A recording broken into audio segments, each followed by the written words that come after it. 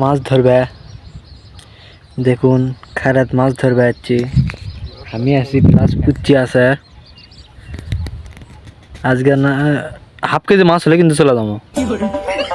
কথা এটাই থাকলো তো মনে করেন যে মুসি পাচ্ছি না বসি থেকে বেড়াচ্ছি মাছ মারবে আছি কি মাছ মারা ঠোর আনতে দূর একই কি কয় কি কয় রে মাছ মারবে আছি মাছটা পাচ্ছি না ঠোর আনতে দূরের কথা একই থাকলো